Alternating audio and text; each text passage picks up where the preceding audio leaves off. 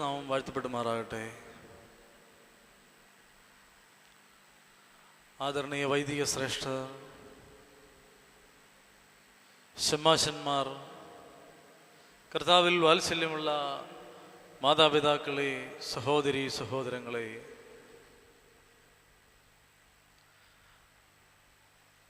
പരിശുദ്ധവും മഹനീയവും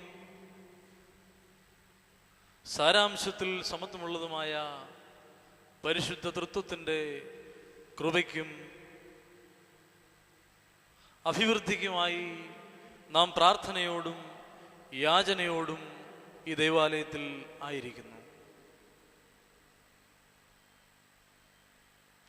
ദൈവത്തിൻ്റെ പരിശുദ്ധതയുടെ മുമ്പിൽ നിന്ന്, ആ പരിശുദ്ധിയിൽ നിന്ന്, ആ മഹാസമുദ്രത്തിൽ നിന്ന് പരിശുദ്ധിയുടെ ഒരംശം ഏറ്റുവാങ്ങിക്കൊണ്ട് ഭവനങ്ങളിലേക്ക് പോകുവാൻ നാം ഓരോരുത്തരും ആഗ്രഹിക്കുന്നു, പ്രാർത്ഥിക്കുന്നു. ബലവാനും ശക്തനും പരിശുദ്ധനും എന്നുള്ള വിശേഷണങ്ങൾ കൊണ്ട് നാം ദൈവത്തെ പലപ്പോഴും സംബോധന ചെയ്യുമ്പോൾ,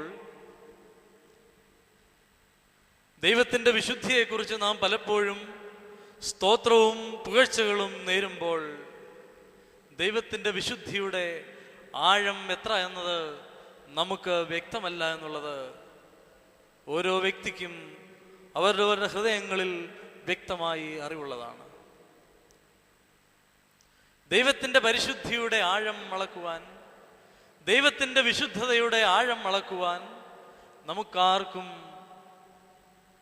അറിവില്ല, ജ്ഞാനമില്ല, അതിനുതകുന്ന ബുദ്ധി നാം പ്രാപിച്ചിട്ടുമില്ല. എന്നാൽ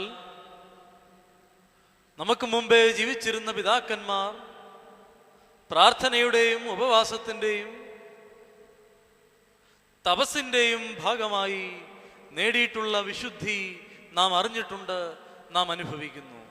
പലപ്പോഴും പരിശുദ്ധ പരിമല തിരുമേനിയുടെ നാമത്തിലുള്ള മധ്യസ്ഥതയുമായി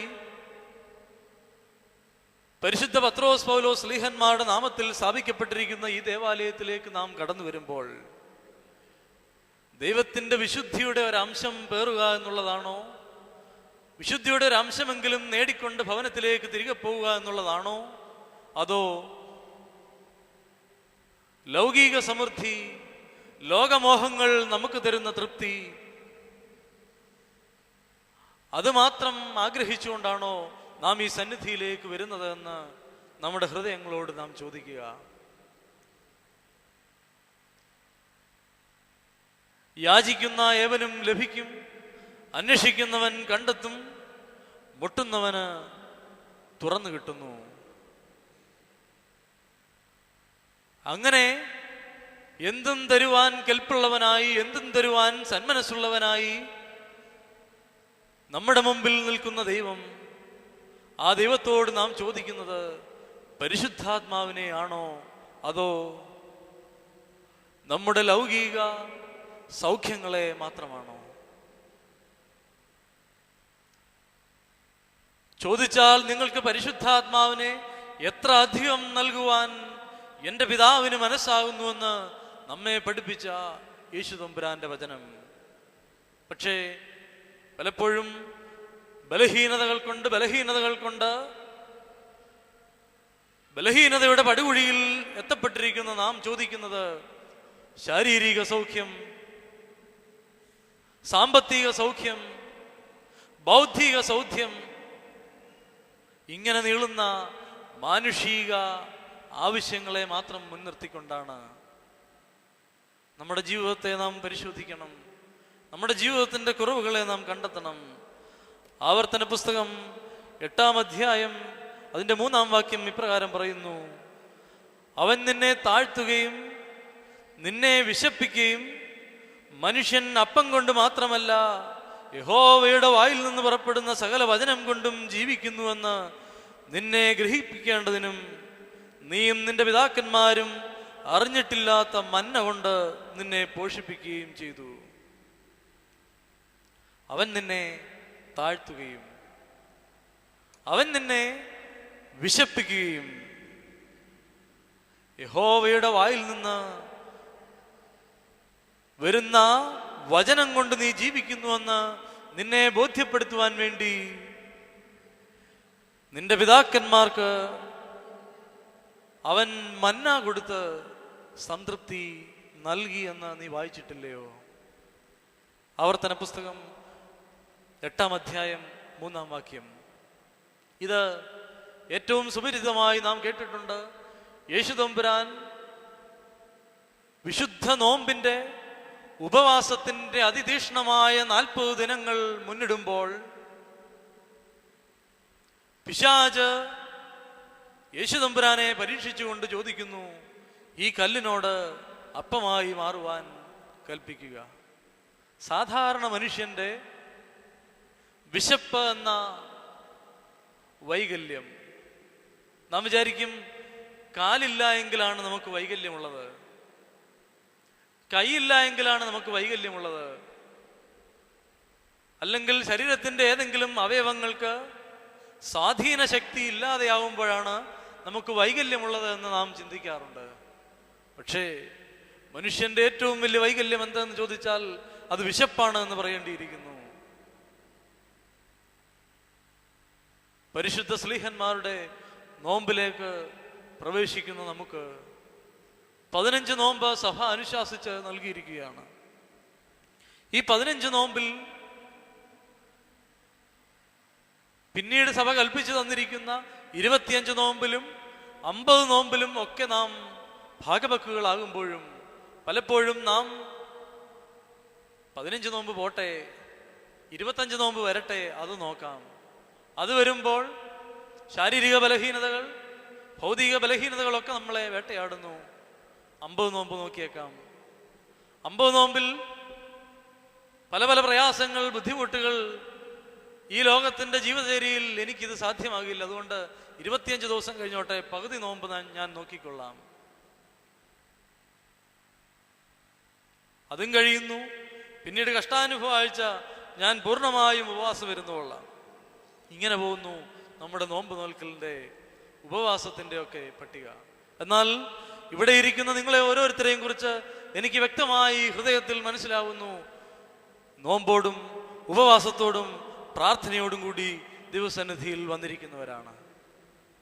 പരിശുദ്ധ സഭയുടെ പ്രജകളായ, ദൈവത്തിന്റെ മക്കളായ നിങ്ങൾ ഓരോരുത്തരും ഇന്ന് ഈ ദേവാലയത്തിലായിരിക്കുന്നത് പരിശുദ്ധനായ പരിമലമാർ ഗ്രിഗോറിയോസിന്റെ ജന്മദിനം കൂടി ആയിരിക്കുന്ന ഈ ദിവസം നിങ്ങൾ ഈ ദേവാലയത്തിൽ ആയിരിക്കുന്നത് വിശുദ്ധതയോടുകൂടിയാണ്, ഉപവാസത്തോടുകൂടിയാണ്, പ്രാർത്ഥനയോടുകൂടിയാണ് എന്ന് എൻ്റെ ഹൃദയം പറയുന്നു. പ്രാർത്ഥനയ്ക്ക് ഉത്തരമരുളുന്നവനായ ദൈവം അറിവോടും അറിവ് കൂടാതെയും മനസ്സോടും മനസ്സുകൂടാതെയും നാം ചെയ്ത കുറവുകളെ, കുറ്റങ്ങളെ പരിഹരിക്കട്ടെ.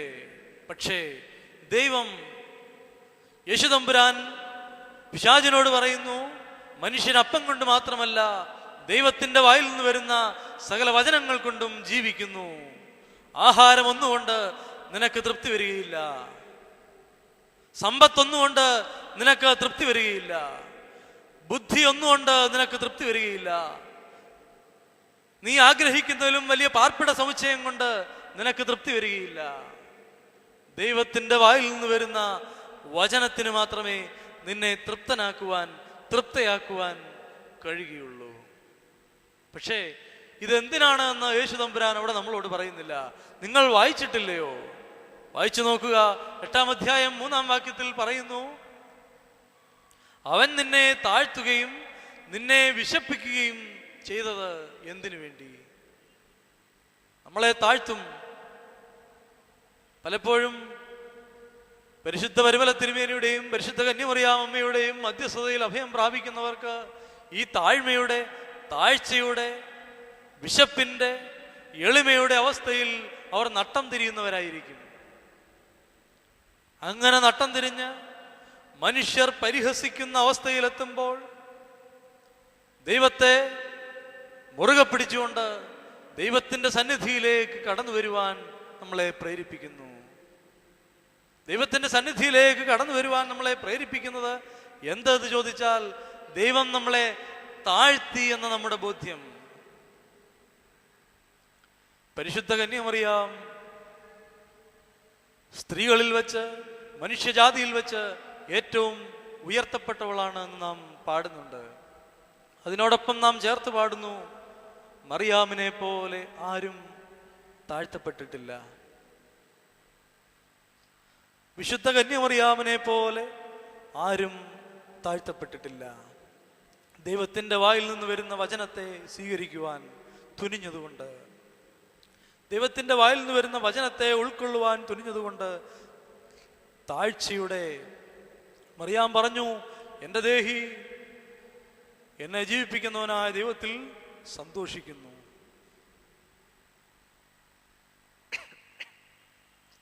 വചനത്തെ ഗ്രഹിക്കുവാൻ, വചനത്തെ ഉള്ളിൽ വഹിക്കുവാൻ, വചനത്തെ ജഡമായി പ്രസവിക്കുവാൻ തക്കവണ്ണം നമുക്ക് സാധിക്കുമോ? വചനം സ്വീകരിക്കുന്നു. പക്ഷേ വചനത്തെ ഉള്ളിൽ ഇട്ട് 9 മാസം പൂർണ്ണ വളർച്ചയിലേക്ക് എത്തിച്ചുകൊണ്ട് വചനത്തെ ജഡമായി പ്രസവിക്കുവാൻ നമുക്ക് ആർക്കും കഴിയുന്നില്ല. നമ്മുടെ വിശ്വാസത്തിൻ്റെ കുറവ് അവിടെയാണ് ബോധ്യമാവുന്നത്. വചനത്തെ ഗ്രഹിക്കുവാൻ നമുക്ക് സാധിക്കട്ടെ. തിരുക്കരത്താൽ വഹിച്ചു എന്നെ തിരുഹിതം പോ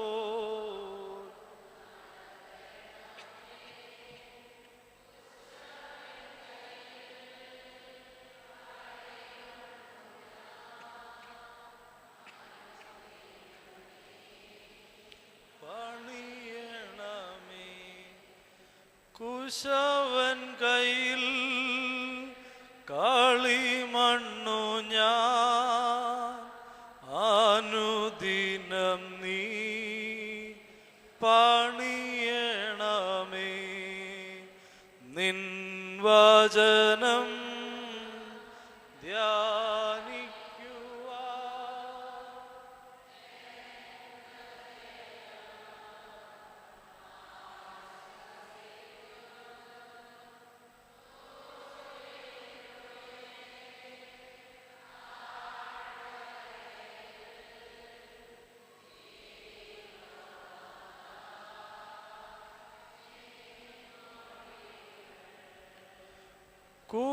കൂരിരുളി താഴ്വരയിൽ ദീപമത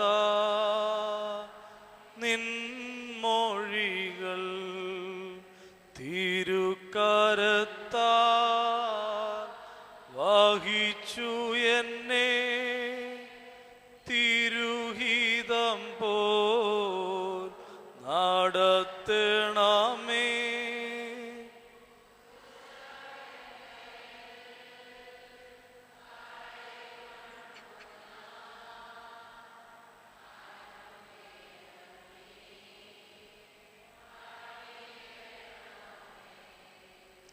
കുശവൻ കയ്യിൽ കളിമണ്ണു ഞാൻ അനുദിനം നീ.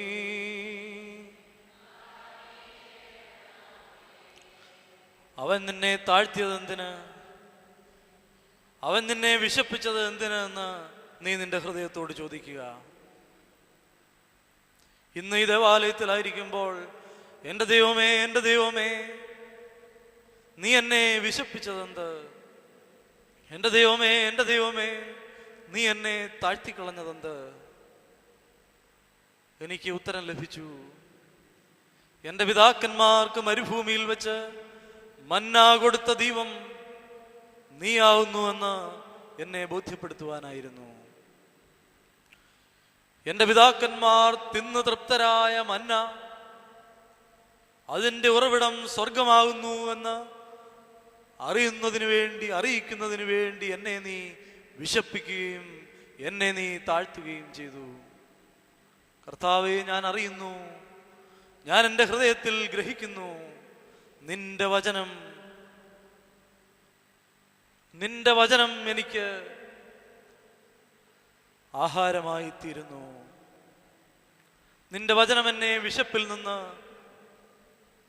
നിന്റെ വചനം എന്നെ താഴ്ചയിൽ നിന്ന് ഉയർത്തി ദൈവസന്നിധിയിലേക്ക് അടുപ്പിക്കുന്നു. നമുക്ക് നമ്മുടെ തലകളെ വണക്കാം, ദൈവസന്നിധിയിൽ നമുക്ക് പ്രാർത്ഥിക്കാം.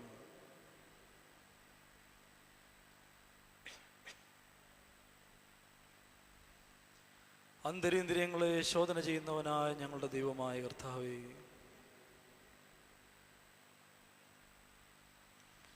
അവിടുത്തെ പരിശുദ്ധതയുടെ മുമ്പിൽ നാഥ ഞങ്ങൾ ഞങ്ങളുടെ തലകളെ വണക്കുന്നു. ഞങ്ങളുടെ കുറവുകളെ തിരുസന്നിധിയിൽ സമർപ്പിച്ചുകൊണ്ട് നാഥ അവിടുത്തെ സന്നിധിയിലേക്ക് ഞങ്ങൾ അടുത്തു വരുന്നു. ഞങ്ങളുടെ ഉപവാസവും പ്രാർത്ഥനയും യാചനയും ദൈവമേ അവിടുന്ന് സ്വീകരിക്കണമേ. ഞങ്ങളുടെ കുറവുകളെ അറിയുന്നവനായ ദൈവമേ, ഞങ്ങളുടെ ബലഹീനതകളെ അറിയുന്നവനായ ദൈവമേ, ഞങ്ങൾ അങ്ങയുടെ സന്നിധിയിലേക്ക് അടുത്തു വരുന്നു. നാഥ ഞങ്ങളെ അവിടുന്ന് സ്വീകരിക്കണമേ. ഞങ്ങളുടെ കുറവുകളെ മാറ്റി വചനമാകുന്ന നിറവ് കൊണ്ട് ദൈവമേ ഞങ്ങളെ നിറയ്ക്കണമേ. നാഥ ഇസ്രായേലിന്റെ രാജാവായി അവിടുന്ന് തിരഞ്ഞെടുത്ത ശലോമോൻ അങ്ങയോട് യാചിച്ചതായ യഹോവയുടെ ജ്ഞാനത്തെ ദൈവമേ ഞങ്ങൾക്ക് പകർന്നു തരണമേ. യഹോവ ഭക്തി ജ്ഞാനത്തിന്റെ ആരംഭമാകുന്നു എന്ന് ഞങ്ങൾ അറിയുന്നു. നാഥ അവിടുത്തെ ഭക്തിയിൽ ആ ജ്ഞാനത്തിന്റെ ആരംഭത്തിലേക്ക് പ്രവേശിക്കുവാൻ ഞങ്ങൾക്ക് ഈ ദിവസം അവിടുന്ന് മാറ്റിവെച്ച കൃപയ്ക്കായി ദൈവമേ നന്ദി കരയേറ്റുന്നു, സ്തോത്രം കരയേറ്റുന്നു. നാഥ ഞങ്ങളുടെ കുടുംബങ്ങളെ തിരുസന്നിധിയിൽ അടുപ്പിച്ച് പ്രാർത്ഥിക്കുന്നു. ഞങ്ങൾക്കായി നീ തന്നിട്ടുള്ളതിനെ ഞങ്ങൾ നിന്റെ സന്നിധിയിലേക്ക് സമർപ്പിക്കുന്നു. നാഥ ബലഹീനരും പാപികളും ഏഴകളും ദോഷികളും കുറവുള്ളവരും നികൃഷ്ടരും നിന്ദ്യരും മൺമയരുമായ ഞങ്ങളെ ദൈവമേ അവിടുത്തെ തിരുനിവാസ സ്ഥലത്തേക്ക് പ്രാർത്ഥിക്കുവാൻ അവിടുന്ന് വിളിച്ചെടുപ്പിച്ച കൃപയ്ക്കായി ദൈവമേ നന്ദി കരയേറ്റുന്നു. നാഥ അങ്ങയോടൊപ്പം ആയിരിക്കാൻ അവിടുത്തെ പരിശുദ്ധതയുടെ വിശുദ്ധിയിൽ ആയിരിക്കാൻ തക്കവണ്ണം ദൈവമേ ഞങ്ങളെ ഇടയാക്കിയല്ലോ. നാഥ ഞങ്ങളുടെ കുടുംബങ്ങൾ അവിടുത്തെ സന്നിധിയിലിരിക്കുന്നു. ഞങ്ങൾക്ക് ഏറ്റവും പ്രിയപ്പെട്ടവർ അവിടുത്തെ സന്നിധിയിലേക്ക് ഞങ്ങൾ സമർപ്പിക്കുന്നു. നാഥ ഏറ്റവും ഏറ്റവും ഏറ്റവും വിലയുള്ളതായി കാണുന്ന ഞങ്ങളെ തന്നെ ദൈവമേ ഞങ്ങൾ തിരുസന്നിധിയിലേക്ക് സമർപ്പിക്കുന്നു. നാഥ രണ്ട് കുരുകിലിനെ വിൽക്കുമ്പോൾ അവയിൽ ഒന്നുപോലും നഷ്ടപ്പെട്ടു പോകുവാൻ അവിടുന്ന് അനുവദിക്കുന്നില്ലല്ലോ. ഏറിയ കുരുകിലിനേക്കാളും വിശേഷതയുള്ളവരായ ഞങ്ങളെ അവിടുന്ന് മറന്നു പോകുന്നില്ല എന്ന് ഞങ്ങൾ അറിയുന്നു. പേരുപേരായ ദൈവമേ ഞങ്ങളെ വിളിച്ച് അവിടുന്ന് അവിടുത്തെ സന്നിധിയിലേക്ക് അടുപ്പിക്കണമേ എന്ന് പ്രാർത്ഥിക്കുന്നു. ഞങ്ങളുടെ തലയിലെ ഒരു മുടി പോലും കൊഴിഞ്ഞു പോകുന്നത് അവിടുന്ന് അറിയാതെ അല്ല എന്ന് ഞങ്ങൾ അറിയുന്നു. നാഥ ഞങ്ങളുടെ തലയിലെ ഓരോ രോമവും എണ്ണപ്പെട്ടിരിക്കുന്നു എന്ന് ഞങ്ങൾ അറിയുന്നു. അവിടുന്ന് അറിയാതെ ഈ ഭൂമിയിൽ ഞങ്ങളുടെ ജീവിതത്തിൽ ഒന്നും സംഭവിക്കുന്നില്ല. നാഥ ഈ ലോകത്തിൽ ഞങ്ങൾ അനുഭവിക്കുന്ന പ്രയാസങ്ങളെ, ദുഃഖങ്ങളെ, രോഗങ്ങളെ, സാമ്പത്തിക ബുദ്ധിമുട്ടുകളെ, പരാധീനതകളെ, ലോകപരമായ മറ്റെല്ലാറ്റിനെയും ഞങ്ങൾ തിരുസന്നിധിയിൽ സമർപ്പിക്കുന്നു. അതിനെക്കുറിച്ച് ഞങ്ങൾക്ക് ആധിയില്ല നാഥ, അതിനെക്കുറിച്ച് ഞങ്ങൾക്ക് ഭയമില്ല നാഥ, അതിനെക്കുറിച്ച് ഞങ്ങൾക്ക് വേവലാതിയില്ല നാഥ. മറിച്ച് അവിടുത്തെ വചനം ഞങ്ങളുടെ ഹൃദയത്തിൽ ജഡം ധരിക്കുവാൻ അവിടുന്ന് സംഗതിയാക്കണമേ. 30, 60, 100 മേനി ഫലം കൊയ്യുന്ന അനുഭവമായി അവിടുത്തെ വചനം ഞങ്ങളുടെ ഹൃദയങ്ങളിൽ വളർന്ന് അതിൻ്റെ ഫലം അനുഭവിപ്പാൻ ദൈവമേ ഞങ്ങൾക്കും ഞങ്ങൾക്ക് വേണ്ടപ്പെട്ടവർക്കും ഞങ്ങളുടെ കുടുംബങ്ങൾക്കും ഞങ്ങളുടെ ചാർച്ചക്കാർക്കും സ്നേഹിതർക്കും പ്രാർത്ഥിക്കുന്ന ഓരോ വ്യക്തിക്കും അതിൻ്റെ മാധുര്യം അനുഭവിപ്പാൻ, അതിൻ്റെ പ്രകാശം കാണുവാൻ തക്കവണ്ണം ദൈവമേ അവിടുന്ന് സംഗതിയാക്കണമേ. ഞങ്ങളുടെ ജീവിതം അത് ദൈവം തന്ന ജീവിതം, ദൈവത്തിന് വേണ്ടി, ദൈവവചനത്തിന് വേണ്ടി മാറ്റിവെക്കുവാൻ തക്കവണ്ണം ഞങ്ങളെ സഹായിക്കണമേ. അതോടുകൂടി സർവ്വതും ഞങ്ങൾക്ക് ലഭിക്കുന്നുവെന്ന് ഞങ്ങൾ അറിയുന്നു. അവിടുത്തെ പരിശുദ്ധാത്മാവിനോടുകൂടി ഈ ലോകത്തിലെ സർവ്വതും ഞങ്ങൾക്ക് ലഭിക്കുന്നുവെന്ന് ഞങ്ങൾ അറിയുന്നു. നാഥ, സർവ്വതും ഞങ്ങൾക്ക് വേണ്ടി കരുതിയിരിക്കുന്നവനായ ദൈവമേ, സർവസ്വവും ഞങ്ങൾക്ക് വേണ്ടി ഒരുക്കിയിരിക്കുന്നവനായ ദൈവമേ, അങ്ങയുടെ തിരുമുമ്പാകെ വചനം ജഡമാകുന്നതിന് വേണ്ടി ഞങ്ങൾ പ്രാർത്ഥിക്കുന്നു. ആ പരിശുദ്ധാത്മശക്തി ഞങ്ങളുടെ മേൽ ആവസിക്കുന്നതിന് വേണ്ടി ഞങ്ങൾ പ്രാർത്ഥിക്കുന്നു. കർത്താവേ, രോഗികളായിരിക്കുന്നവർ സൗഖ്യം പ്രാപിക്കണമേ. കർത്താവേ, വേദനയിലായിരിക്കുന്നവർ ദുഃഖത്തിൽ നിന്ന് സന്തോഷത്തിലേക്ക് കടന്നു വരുവാൻ അവിടുന്ന് സഹായിക്കണമേ. നാഥ കർത്താവേ, അങ്ങയുടെ ഇഷ്ടം ഞങ്ങളിൽ നിറവേറണമേ. നാഥ,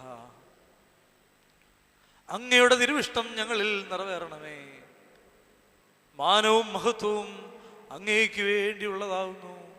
ഞങ്ങൾ മാനവും മഹത്വവും അവിടുത്തേക്കും അവിടുത്തെ പുത്രനും അവിടുത്തെ പരിശുദ്ധാത്മാവിനും സ്തുതിയായി കരയേറ്റുന്നു. നാഥ, ഞങ്ങളെ ദൈവസന്നിധിയിൽ നിന്ന് തള്ളിക്കളയരുതേ. പരിശുദ്ധ കന്യമറിയാമമ്മയുടെയും പരിശുദ്ധനായ പരിമലമാർ ഗ്രിഗോറിയോസിന്റെയും മാർ ഗീവർഗീസ് സഹദായുടെയും മാർ ദിവന്നാസിയോസിന്റെയും ശേഷം സകല ശുദ്ധിമാന്മാരുടെയും ശുദ്ധിമതികളുടെയും മധ്യസ്ഥതയാലും പ്രാർത്ഥനയാലും തന്നെ. ആമേൻ.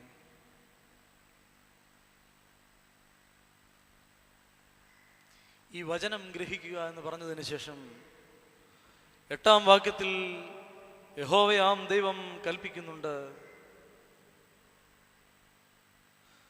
കോതമ്പും യവവും മുന്തിരിവള്ളിയും അത്തിവൃക്ഷവും മാതളനാരകവുമുള്ള ദേശം, ഒലിവ് വൃക്ഷവും തേനും ഉള്ള ദേശം, സുഭിക്ഷമായി ഉപജീവനം കഴിയാവുന്നതും ഒന്നിനും കുറവില്ലാത്തതുമായ ദേശം, കല്ല് ഇരുമ്പായിരിക്കുന്നതും മലകളിൽ നിന്ന് താമ്രം വെട്ടിയെടുക്കുന്നതുമായ ദേശം, നീ ഭക്ഷിച്ച് തൃപ്തി പ്രാപിക്കുമ്പോൾ നിന്റെ ദൈവമായ യഹോവ നിനക്ക് തന്നിരിക്കുന്ന നല്ല ദേശത്തെക്കുറിച്ച് നീ അവന് സ്തോത്രം ചെയ്യണം. ദേശം എത്ര മനോഹരം! കോതമ്പും യവവും മുന്തിരിവള്ളിയും അത്തിവൃക്ഷവും മാതളനാരകവുമുള്ള ദേശം. കേരളത്തിന് ഇന്ന് ഇങ്ങനെ ചിന്തിക്കാൻ സാധിക്കുമോ എന്നറിയില്ല. പുഞ്ചവയൽ പാടങ്ങളും സമൃദ്ധമായ വനങ്ങളും കായ്കനികളും കൊണ്ട് സമ്പൽ സമൃദ്ധമായ കേരളദേശം, ആഹാരത്തിന് മുട്ടില്ലാതിരുന്ന ഒരു കേരളദേശം ഇന്ന് പെട്രോളിന് വില കൂടി ഒരു ഹർത്താൽ ഉണ്ടായാൽ തമിഴ്നാട്ടിൽ നിന്ന് വാഹനം കേരളത്തിലേക്ക് വരുവാൻ എന്തെങ്കിലും പ്രതിസന്ധി ഉണ്ടായാൽ വിശക്കുന്ന കേരളമായി മാറിയിരിക്കുകയാണ്.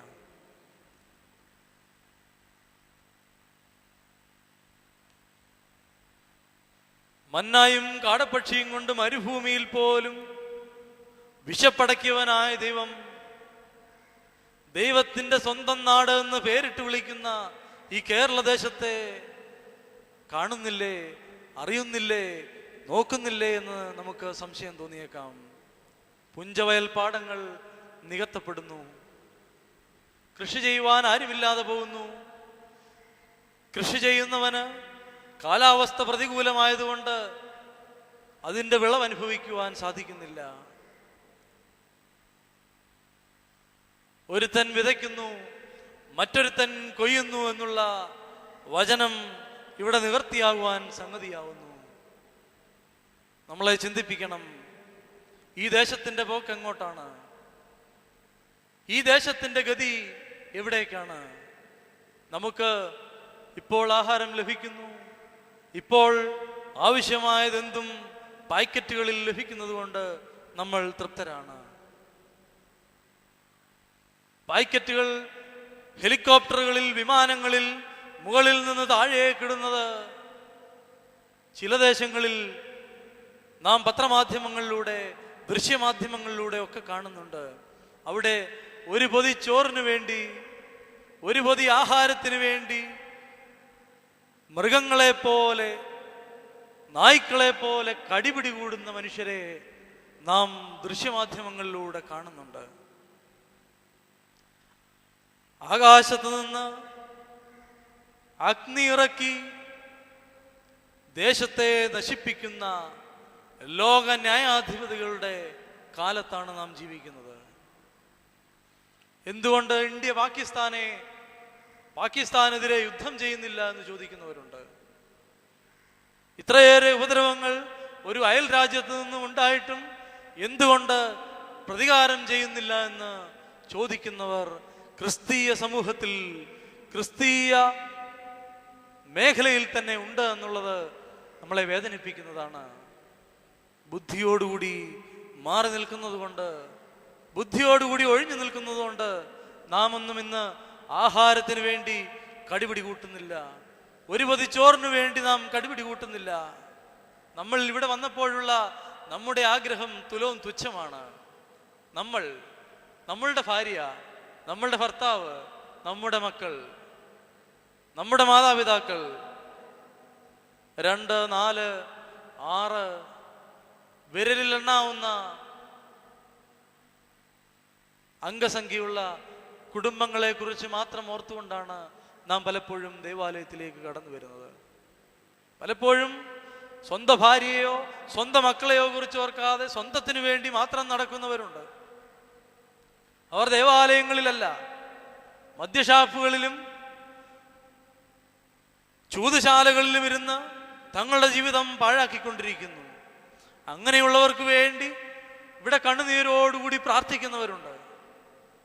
മദ്യപാനാസക്തിയിലും വെറിക്കൂത്തുകളിലും ചൂതാട്ടങ്ങളിലും തങ്ങളുടെ ജീവിതം നശിപ്പിക്കുന്ന പുരുഷന്മാരെയും സ്ത്രീകളെയും കുറിച്ചോർത്ത്, മക്കളെ കുറിച്ചോർത്ത് വേദനിക്കുന്ന അമ്മമാർ, അപ്പന്മാർ, മാതാപിതാക്കൾ, സഹോദരങ്ങൾ ഇന്ന് ഇവിടെ എൻ്റെ മുമ്പിൽ ഇരിപ്പുണ്ട്.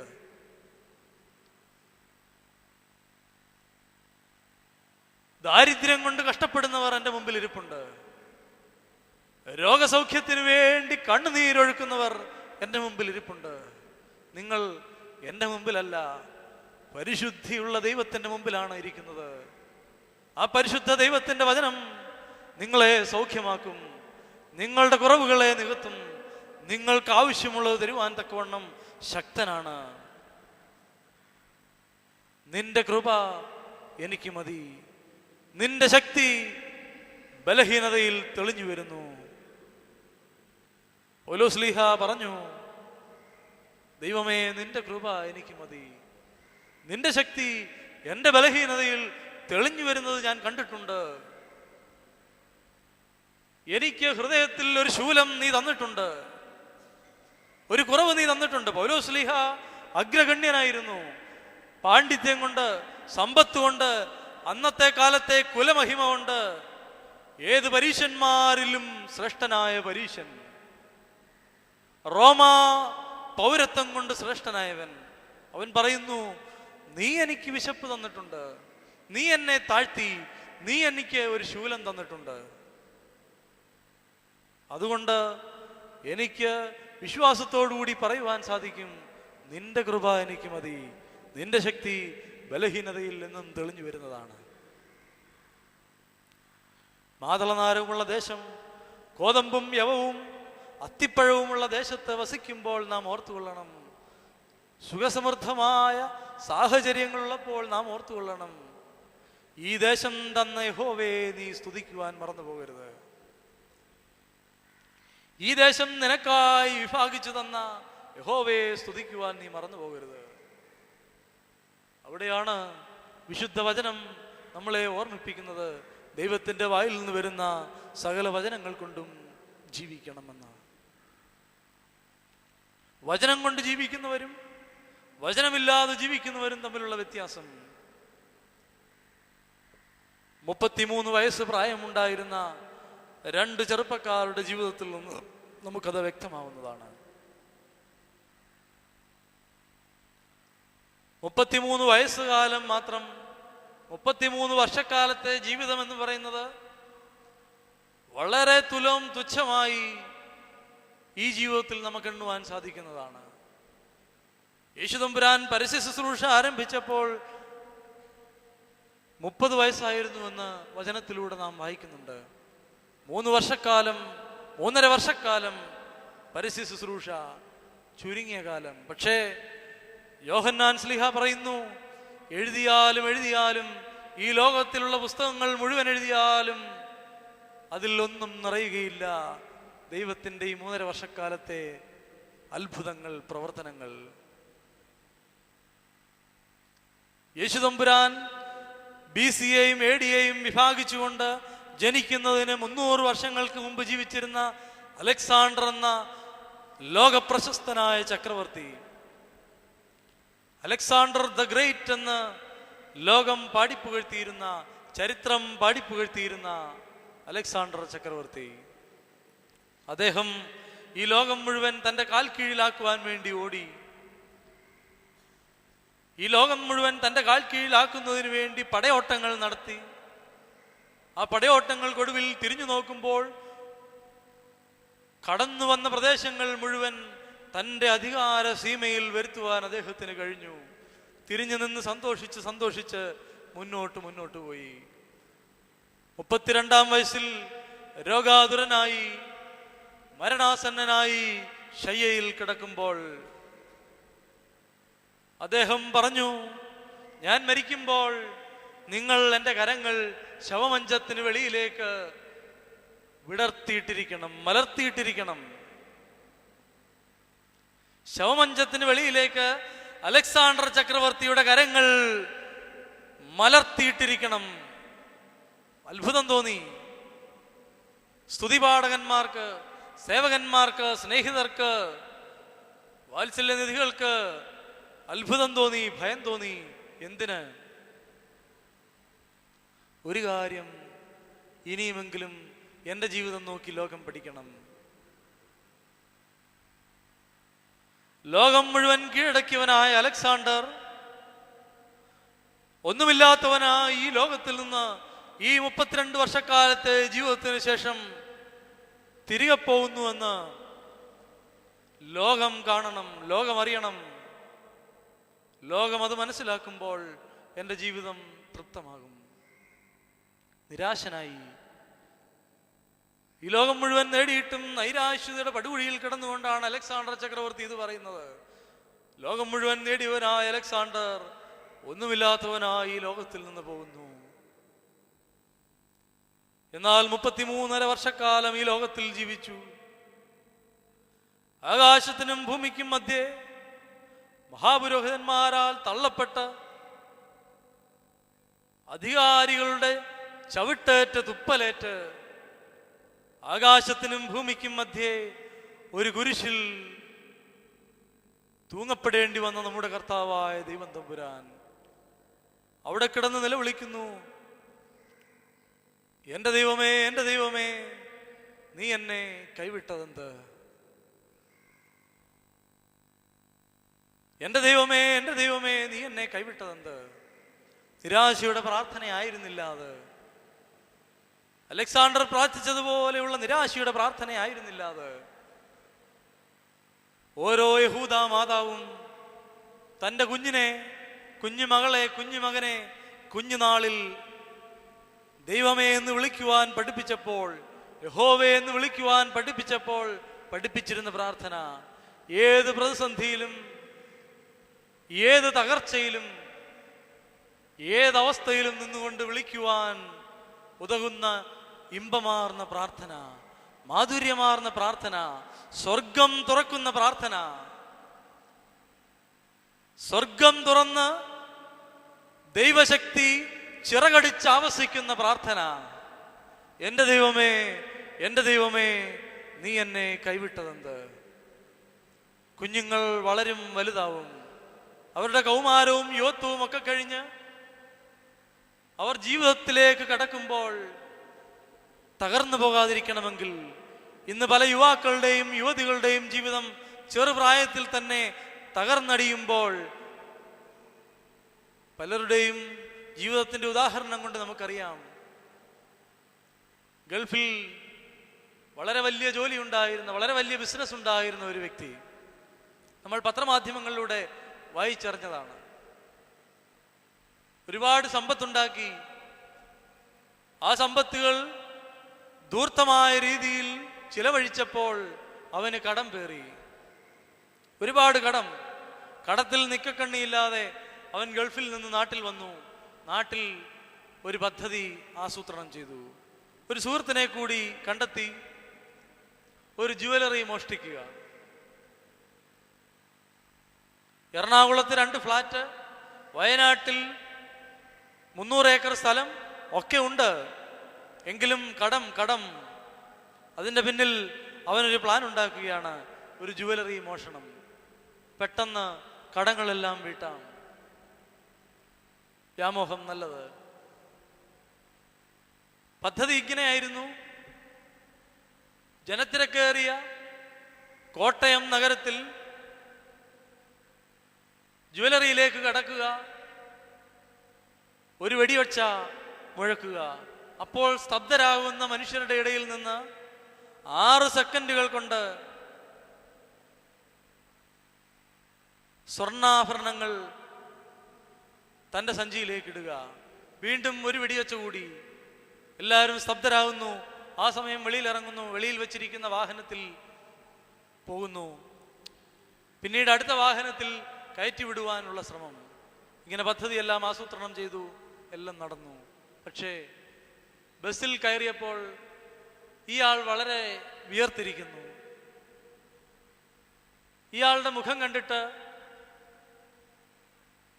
ഒരു കൊച്ചു ബാലന് ഒരു പ്രയാസം, എന്തോ ഒരു അസ്വാഭാവികത.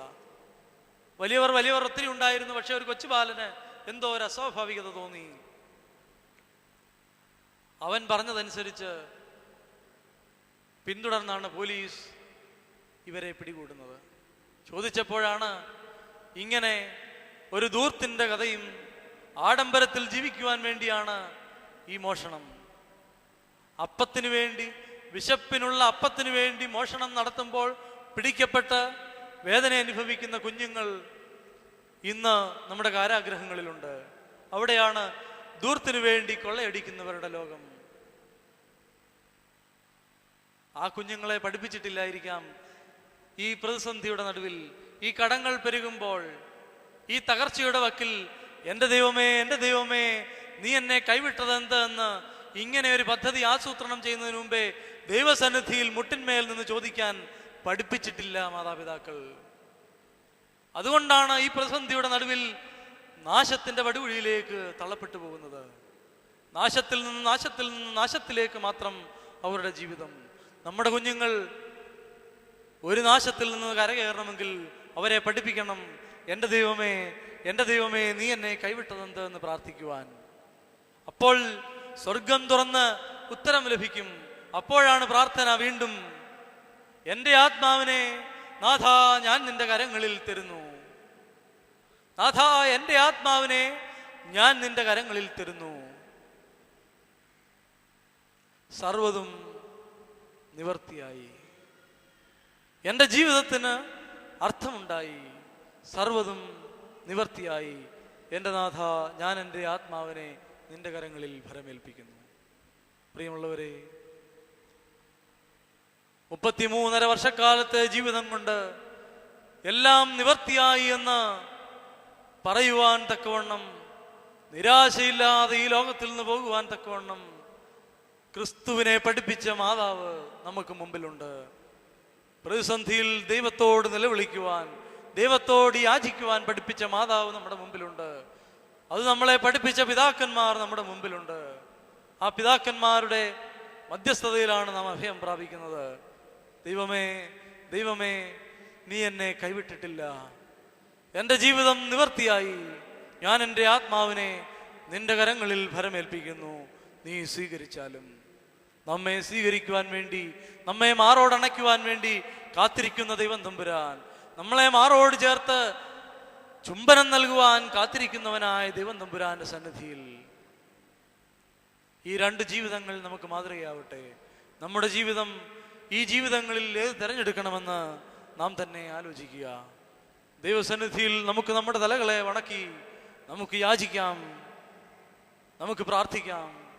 ദൈവമേ, ദൈവമേ, ഞങ്ങളുടെ കുറവുകളെ അറിയുന്നവനായ ദൈവമേ, നിന്റെ സന്നിധിയിൽ എൻ്റെ ദൈവമേ, എൻ്റെ ദൈവമേ, നീ എന്നെ കൈവിടുന്നില്ല എന്ന് പ്രാർത്ഥിപ്പാൻ തക്കവണ്ണം, മാനുഷിക ബലഹീനതകളിൽ നിന്നുകൊണ്ട് പ്രാർത്ഥിപ്പാൻ തക്കവണ്ണം ദൈവമേ ഞങ്ങളെ സഹായിക്കണമേ. എത്ര തകർച്ചയിലായാലും, എത്ര രോഗത്തിലായാലും, എത്ര വിശപ്പിലായാലും, ഏതവസ്ഥയിലായിരുന്നാലും നാഥ, നീ ഞങ്ങളെ കൈവിടുന്നില്ലല്ലോ. സർവ്വതും നിവർത്തിയായി എന്ന് പറഞ്ഞുകൊണ്ട് ക്രിസ്തീയ ജീവിതത്തിന് അനുയോജ്യമായ നല്ല അവസാനത്തിന് ദൈവമേ ഞങ്ങളെ യോഗ്യരാക്കണമേ എന്ന് നിങ്ങൾ പ്രാർത്ഥിക്കുന്നു. ക്രിസ്തീയ പരിപൂർണത ദൈവമേ ഞങ്ങൾക്ക് സൗജന്യമായി അവിടുന്ന് തരണമേ. ക്രിസ്തീയ സാക്ഷ്യം ദൈവമേ സൗജന്യമായി അവിടുന്ന് ഞങ്ങൾക്ക് തരണമേ. ഞങ്ങളുടെ കുറവുകൾക്ക്, ഞങ്ങളുടെ ബലഹീനതകൾക്ക് അറുതി വരുത്തി ദൈവമേ ഈ ലോകത്തിൽ പരിഹാസ വിഷയമായി തീരാതെ, നിന്നാ വിഷയമായി തീരാതെ ദൈവമേ ദൈവത്തിൻ്റെ മക്കൾ പ്രാപിക്കുന്ന സൗഭാഗ്യത്തിന് ദൈവമേ ഞങ്ങളെ യോഗ്യരാക്കണമേ. കുറഞ്ഞവരല്ല ഞങ്ങളെന്നറിയുന്നു, അവിടുത്തെ നാമത്താൽ ഒട്ടും കുറഞ്ഞവരല്ല എന്ന് ഞങ്ങൾ അറിയുന്നു.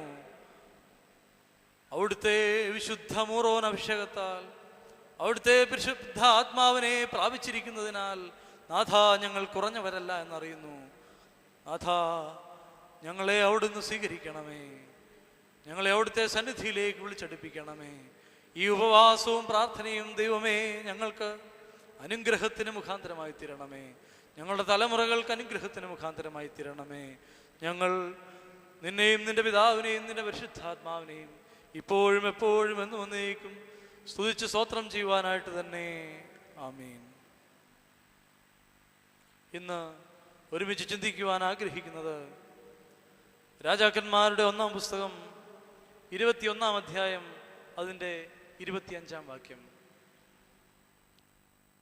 രാജാക്കന്മാരുടെ 1-ാം പുസ്തകം 21-ാം അധ്യായം 25-ാം വാക്യം.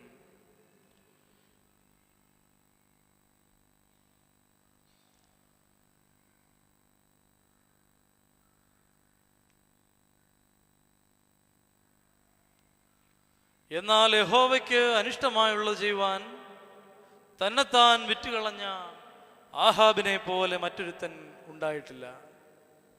അവൻ്റെ ഭാര്യ ഇസബേൽ അവനെ അതിനായി ഉത്സാഹിപ്പിച്ചുകൊണ്ടേയിരുന്നു.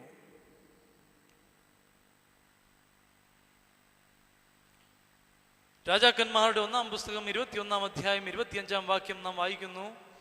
എന്നാൽ യഹോവയ്ക്ക് അനിഷ്ടമായുള്ളത് ചെയ്യുവാൻ തന്നെത്താൻ വിറ്റുകളഞ്ഞ ആഹാബിനെ പോലെ മറ്റൊരുത്തൻ ഉണ്ടായിട്ടില്ല. അവൻ്റെ ഭാര്യ ഇസബേൽ അവനെ അതിനായി ഉത്സാഹിപ്പിച്ചുകൊണ്ടേയിരുന്നു. 21-ാം അധ്യായം നാം വായിക്കുമ്പോൾ ഇസ്രായേലിനായ നാബോത്തിന് ഉണ്ടായിരുന്ന ഒരു മുന്തിരിത്തോട്ടത്തെക്കുറിച്ച്, ആ മുന്തിരിത്തോട്ടം ആഗ്രഹിച്ച ആഹാബ് രാജാവിനെ കുറിച്ച്, ആ മുന്തിരിത്തോട്ടം ലഭിക്കാതെ വന്നപ്പോൾ നിരാശനായിരുന്ന ആഹാബ് രാജാവിനെ സഹായിച്ച, ആ മുന്തിരിത്തോട്ടം ആഹാബ് രാജാവിന് സ്വന്തമായി കൊടുത്ത ഇസബേൽ രാജ്ഞിയെക്കുറിച്ച് 21-ാം അധ്യായം നമ്മളോട് പറയുന്നുണ്ട്.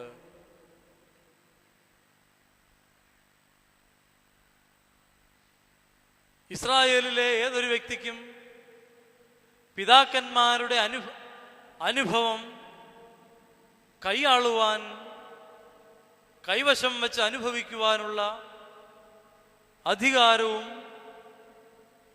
ആഗ്രഹവും ഒരുപാട് ഉള്ള കാലഘട്ടം. ഇസ്രായേൽ മിസ്രൈമിൽ നിന്ന് കനാൻ ദേശത്തേക്ക് വന്ന യോശുവയുടെ നേതൃത്വത്തിൽ കനാൻ ദേശം, മുമ്പ് പറഞ്ഞ പാലും തേനും ഒഴുകുന്ന ദേശം സ്വന്തമാക്കി കഴിഞ്ഞപ്പോൾ യാക്കോബിന്റെ 12 ഗോത്രങ്ങൾക്കും അതിൽ ലേവി ഗോത്രത്തിനൊഴിച്ച്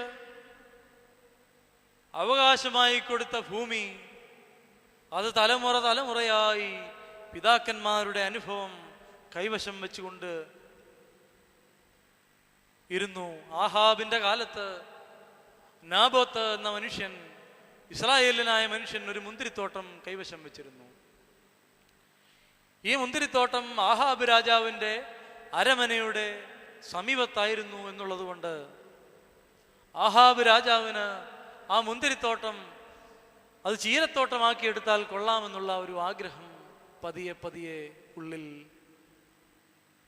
പൊങ്ങി പൊങ്ങി വന്നുകൊണ്ടിരുന്നു. നമുക്കറിയാം, ഈ ആഗ്രഹം ഒരിക്കലും ഒരു ദിവസം കൊണ്ട് പൊട്ടിമുളയ്ക്കുന്നതായിരിക്കില്ല. നാബോത്തിന്റെ മുന്തിരിത്തോട്ടത്തിന്റെ ഫലഭൂഷ്ടിയും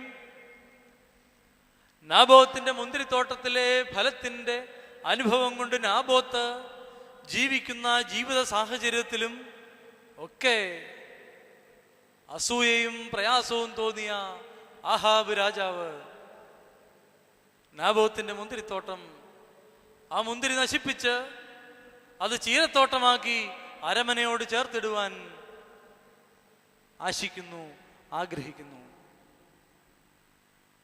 നാബോത്തിനെ വിളിച്ചു പറഞ്ഞു,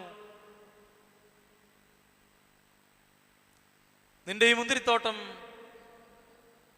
ചീരത്തോട്ടമാക്കി മാറ്റുവാൻ വേണ്ടി ഇസ്രായേലിന്റെ രാജാവായ എനിക്ക് തരണം.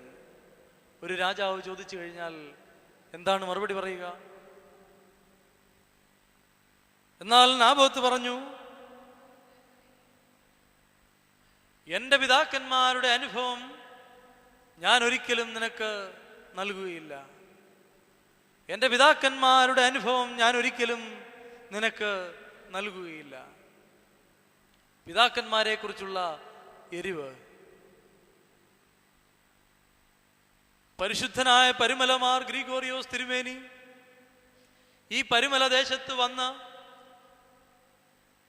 ദിവസങ്ങൾ, മാസങ്ങൾ, യാമങ്ങൾ പട്ടിണി കിടന്ന് പ്രാർത്ഥിച്ചതിൻ്റെ ഫലമായി പരിമല ദേശം ഇന്ന് അനുഗ്രഹിക്കപ്പെട്ടിരിക്കുകയാണ്.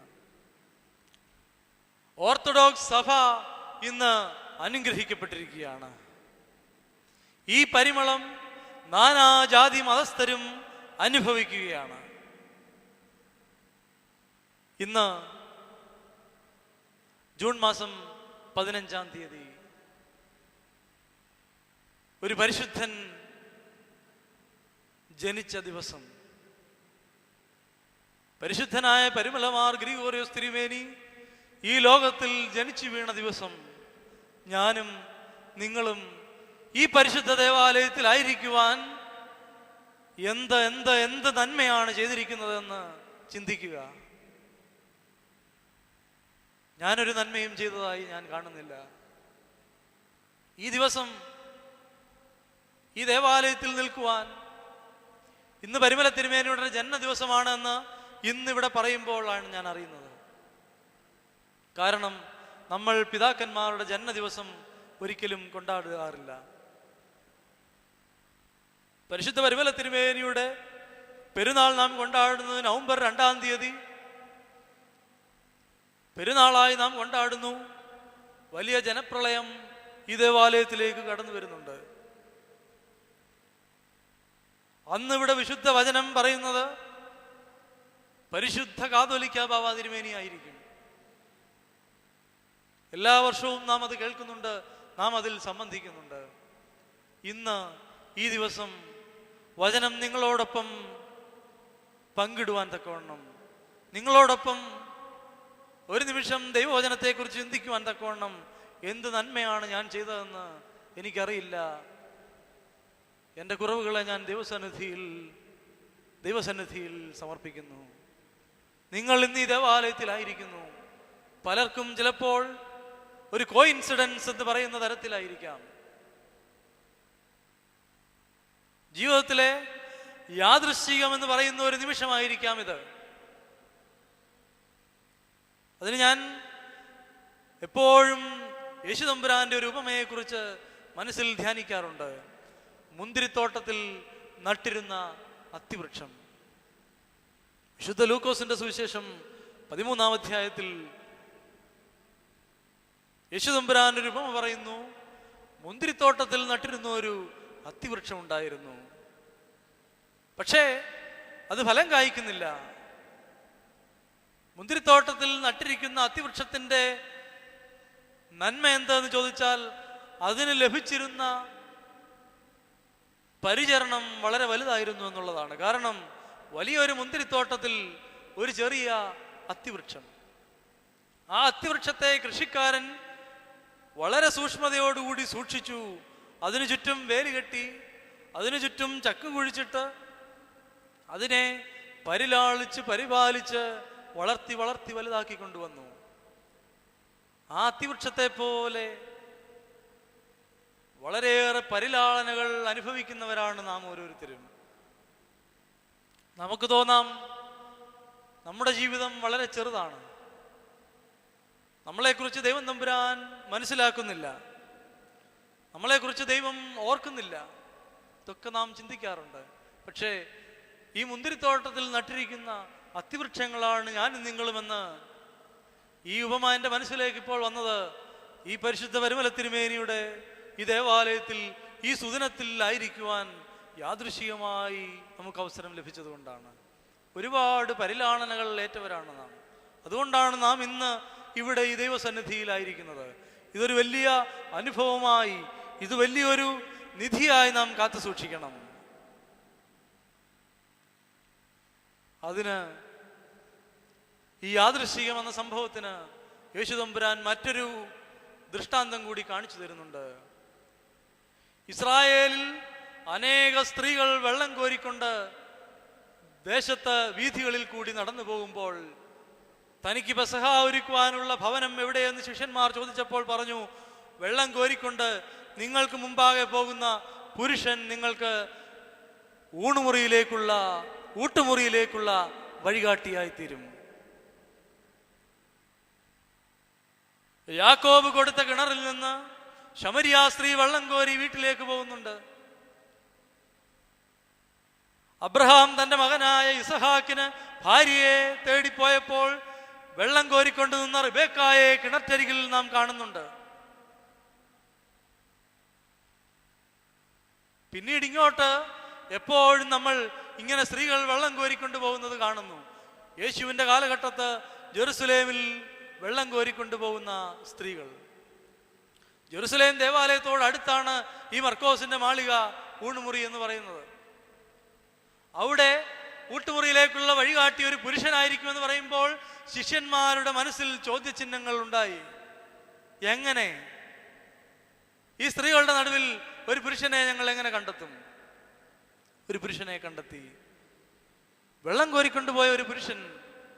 ആ ഒരു പുരുഷൻ അവർക്ക് വഴികാട്ടിയായി തീർന്നു ഊണുമുറിയിലേക്ക്. അവിടെ ഒരുക്കുവീൻ, പെസഹ അവിടെ ഒരുക്കി അവർ ഭക്ഷിച്ചു. അപ്പമെടുത്ത് സ്തോത്രം ചെയ്തു വാഴ്ത്തി നുറുക്കുന്ന ആ ദൃഷ്ടാന്തത്തിന് വഴികാട്ടിയായി തീർന്നത് വെള്ളം കോരുന്ന ഒരു മനുഷ്യൻ. ഇനിയും ഞാൻ ചോദിച്ചോട്ടെ, വെള്ളം കോരുന്ന ഒരു പുരുഷനല്ലാതെ അനേക പുരുഷന്മാർ അവിടെ ഉണ്ടായിരുന്നുവെങ്കിൽ ആരായിരുന്നേനെയും വഴികാട്ടി? ശിഷ്യന്മാർ വഴിതെറ്റിപ്പോവുകയില്ലായിരുന്നു. പ്രിയമുള്ളവരെ, ഇവിടെ നാം മനസ്സിലാക്കേണ്ട ഒന്ന്, ദൈവത്തിന്റെ വചനം പേറിക്കൊണ്ട് പോകുന്ന മനുഷ്യന്റെ മുമ്പിൽ വഴികാട്ടിയായി നിൽക്കുന്നവൻ മാറിപ്പോവുകയില്ല. കാരണം അവൻ ദൈവത്തിന്റെ വചനം, ദൈവത്തിന്റെ ശക്തി കൊണ്ടാണ് മുന്നോട്ട് നടക്കുന്നത്. അവന് വഴിതെറ്റുകയില്ല. അനേക പുരുഷന്മാർ വെള്ളം കോരിക്കൊണ്ടുപോയാലും ഊട്ടുമുറിയിലേക്കുള്ള വഴികാട്ടിയുടെ പിന്നാലെ തന്നെ അവൻ പോകും. യാദൃശ്ചികം നമ്മുടെ ദൃഷ്ടിയിൽ ആശ്ചര്യം, നമ്മുടെ ദൃഷ്ടിയിൽ മഹാശ്ചര്യമായി നിലനിൽക്കുന്ന ദൃഷ്ടാന്തങ്ങളാണ് ദൈവം തമ്പുരാൻ കാണിച്ചിരിക്കുന്നത്. പിന്നിലേക്ക് വിശുദ്ധ വചനം പരിശോധിക്കുമ്പോൾ, യോശുവായുടെ പുസ്തകം പരിശോധിക്കുമ്പോൾ അവിടെ ശാപമേറ്റ ഒരു ജനത്തെക്കുറിച്ച് കാണുന്നുണ്ട്. യോശുവയോട് എതിരിടാൻ കഴിയാത്തത് കൊണ്ട് ഒരു ദേശം മുഴുവൻ യോശുവയോട് വന്ന് ക്ഷമ ചോദിച്ച് യോശുവയോട് കൂടി ചേരുന്ന ഒരു ജനസമൂഹം. ആ ദേശത്തെ ജനത്തിന് യോശുവ കൊടുക്കുന്ന ഒരു ജോലിയുണ്ട്. നിങ്ങളെപ്പോഴും ജെറുസലേം ദേവാലയത്തിൽ വെള്ളം കോരുന്നവരും വിറക് വെട്ടുന്നവരും ആയിരിക്കും. യോശുവ കൊടുത്ത ഒരു ജോലി. ആ ശ്രേണിയിൽപ്പെട്ട, ആ പാരമ്പര്യത്തിൽപ്പെട്ട ഒരു വ്യക്തിയായിരുന്നു ഊണുമുറിയിലേക്കുള്ള വഴികാട്ടിയായി ശിഷ്യന്മാർക്കുണ്ടായിരുന്നത്. സ്ത്രീകളെല്ലാം വെള്ളം കോരുമ്പോൾ ആ ശ്രേണിയിൽപ്പെട്ടവർ പുരുഷന്മാർ ചെയ്തിരുന്നു. ജെറുസലേം ദേവാലയത്തിൽ വെള്ളം കോരുന്നവരും വിറക് വെട്ടുന്നവരുമായി അവർ ഉണ്ടായിരുന്നു. അവരിലൊരുവനാണ് വഴികാട്ടിയായി തീർന്നത്. യാദൃശ്ചികം. ഞാൻ പറഞ്ഞത്, ഇന്ന് ഈ ദിവസം പരിശുദ്ധ പരിമല തിരുമേനിയെ നമുക്ക് ലഭിച്ചത് നമുക്ക് യാദൃശ്ചികം ദൈവത്താൽ മുന്നമേ എഴുതപ്പെട്ടതുമായിരുന്നു. ദൈവത്താൽ മുന്നമേ എഴുതപ്പെട്ടിരുന്നു. ഈ പരിശുദ്ധ പരിമലയിലെ കല്ലുകൾക്കോ മണ്ണുകൾക്കോ നിർജീവമായ യാതൊന്നിനും യാതൊരു ശക്തിയും ഇല്ലാതിരിക്കെ ആ പരിശുദ്ധന്റെ തപസ്സിന്റെ ശ്രേഷ്ഠത കൊണ്ട്, ആ താപസ്സന്റെ പ്രാർത്ഥനയുടെ ശ്രേഷ്ഠത കൊണ്ട്, ആ ചെറിയ ദേവാലയത്തിൽ ഇരുന്ന് പ്രാർത്ഥനാ മന്ത്രങ്ങൾ ഉരുവിട്ടതുകൊണ്ട് ഈ ദേശം അനുഗ്രഹകരമായി, ഈ നാട് അനുഗ്രഹകരമായി, പരിശുദ്ധ സഭാമക്കൾ അനുഗ്രഹം ഉള്ളവരായി തീർന്നു. ആ അനുഗ്രഹം ഇന്നും ഒഴുകിക്കൊണ്ടേയിരിക്കുന്നു. ആ അനുഗ്രഹത്തിന്റെ ചാലുകളിൽ നിന്ന് ഒരല്പം കോരിയെടുക്കുവാൻ, ആ നീരുറവയിൽ നിന്ന് ഒരല്പം കോരിയെടുക്കുവാൻ വേണ്ടിയാണ് ഞാനും നിങ്ങളും ഇവിടെ ആയിരിക്കുന്നത്. അപ്പോഴാണ് ഇസ്രായേലിൽ ഒരു രാജാവ് ഉണ്ടായിരുന്നു. നാം കാണുന്നു, ആഹാബ് രാജാവ്. യഹോവയ്ക്ക് അനിഷ്ടമായുള്ളത് ചെയ്യുവാൻ തന്നെത്താൻ വിറ്റുകളഞ്ഞ ആഹാബിനെ പോലെ ഇസ്രായേലിൽ ലോകത്തിൽ മറ്റൊരുത്തനുണ്ടായിട്ടില്ല എന്നാണ് വിശുദ്ധ വചനം പറയുന്നത്. പരിശുദ്ധ പരിമല തിരുമേനിയെ കുറിച്ച് പറയുമ്പോൾ യഹോവയ്ക്ക് ഇഷ്ടമുള്ളത് ചെയ്യുവാൻ തക്കവണ്ണം തന്നെത്താൻ സമർപ്പിച്ച ഇതുപോലൊരു വിശുദ്ധൻ ഉണ്ടായിട്ടില്ല. ആ താമസന് ഭാര്യ ഇല്ലാതിരുന്നത് കൊണ്ടാണോ ഇത് സംഗതിയായത് എന്ന് നാം ഒന്ന് ചിന്തിക്കുക. അതൊന്നുമല്ല. പക്ഷെ ഇവിടെ ഇസബേൽ ചെയ്തിരുന്നു. അവനെ അതിനുവേണ്ടി ഉത്സാഹിപ്പിച്ചുകൊണ്ടേയിരുന്നു. അവന്റെ പത്നി, അവന്റെ പ്രിയതമ, ഇസ്രായേലിന്റെ രാജ്ഞി യഹോവയ്ക്ക് അനിഷ്ടമായുള്ളത് ആഹാബ് ചെയ്യുന്നതിന് വേണ്ടി അവനെ ഉത്സാഹിപ്പിച്ചുകൊണ്ടേയിരുന്നു. പ്രിയമുള്ളവരെ, പലപ്പോഴും ഓർത്തഡോക്സ് വിശ്വാസത്തിൽ, ഓർത്തഡോക്സ് കുടുംബങ്ങളിൽ ഞാൻ കണ്ടിട്ടുള്ളത് സ്ത്രീകളുടെ പ്രാർത്ഥനയാണ് പുരുഷന്മാരെ നന്മയിലേക്ക് നയിച്ചത് എന്നുള്ളതാണ്. എൻ്റെ അനേക അനുഭവങ്ങളുടെ വെളിച്ചത്തിൽ, ഞാൻ ഇടപെട്ട കുടുംബങ്ങളുടെ വെളിച്ചത്തിൽ ഞാൻ പറയുന്നു, ഓർത്തഡോക്സ് വിശ്വാസികളുടെ ഭവനങ്ങളിൽ പലപ്പോഴും സ്ത്രീകളുടെ പ്രാർത്ഥന അർത്ഥവത്തായിരുന്നു. പല പുരുഷന്മാരെയും തെറ്റിൽ നിന്ന് ദൈവസന്നിധിയിലേക്ക് അടുപ്പിച്ച പ്രാർത്ഥനയായിരുന്നു സ്ത്രീകളുടേത്. പരിശുദ്ധനായ പരിമല തിരുമേനിയുടെ പ്രാർത്ഥന അത്ര ശ്രേഷ്ഠമായിരുന്നുവെങ്കിൽ പിന്നിലേക്ക് ചിന്തിക്കണം. പരിമല തിരുമേനിയെ വളർത്തിയ മാതാവും പിതാവും. കാലം ചെയ്ത ഒസ്താത്യോസ് തിരുമേനി പറഞ്ഞിട്ടുണ്ട്, എൻ്റെ മാതാവിൻ്റെ തലയിൽ കിടന്ന തോർത്തുമുണ്ടാണ് എൻ്റെ തലയിൽ വീണ മസനഫ്സ. എൻ്റെ മാതാവ് പ്രാർത്ഥിക്കുമ്പോൾ ശിരസിലിട്ടിരുന്ന മൂടുപടമാണ് എൻ്റെ തലയിൽ വീണിരിക്കുന്ന മസനഫ്സ. ആ മാതാവിൻ്റെ പ്രാർത്ഥന എനിക്കറിയാം. ഈ സഭയിലെ ഓരോ മേൽപ്പട്ടക്കാരനും ഓരോ വൈദികനും പറയും, എൻ്റെ മാതാവിൻ്റെ പ്രാർത്ഥന, എൻ്റെ പിതാവിൻ്റെ പ്രാർത്ഥന. പരിശുദ്ധ പരിമല തിരുമേനിക്കും അത് പറയുവാനുണ്ടായിരുന്നു. വളർത്തിയ മാതാപിതാക്കളുടെ പ്രാർത്ഥന. നിങ്ങളുടെ കുഞ്ഞുങ്ങൾ നിങ്ങളെ ഓർക്കണമെങ്കിൽ നാബോത്തിന്റെ മുന്തിരിത്തോട്ടം വാങ്ങിച്ച് അരമനയോട് ചേർത്തിട്ട് കൊടുത്താൽ ഓർക്കുകയില്ല. നാബോത്തിന്റെ മുന്തിരിത്തോട്ടം മുന്തിരിയേക്കാൾ വിലയുള്ള ചീരത്തോട്ടമാക്കി മാറ്റിക്കൊടുത്താലും നിങ്ങളെ ഓർക്കുകയില്ല. അവർ തകർന്നടിയുന്ന നിമിഷം അവർ പ്രാർത്ഥിക്കുന്നത്, എൻ്റെ ദൈവമേ, എൻ്റെ ദൈവമേ, നീ എന്നെ കൈവിട്ടതെന്ത്? തന്നെ നന്മ പഠിപ്പിക്കാതിരുന്ന മാതാപിതാക്കളെ അവർ ഓർക്കുകയില്ല. എൻ്റെ വാത്സല്യമുള്ളവരെ, സ്നേഹമുള്ളവരെ, വിശ്വാസി സമൂഹമേ, നാബോത്തിന്റെ മുന്തിരിത്തോട്ടം കവർച്ചയായി സമ്പാദിച്ചിട്ട് മക്കൾക്ക് കൊടുത്ത് മക്കളുടെ വളർച്ച കാണാമെന്ന് വിചാരിച്ചാൽ അത് വ്യാമോഹം.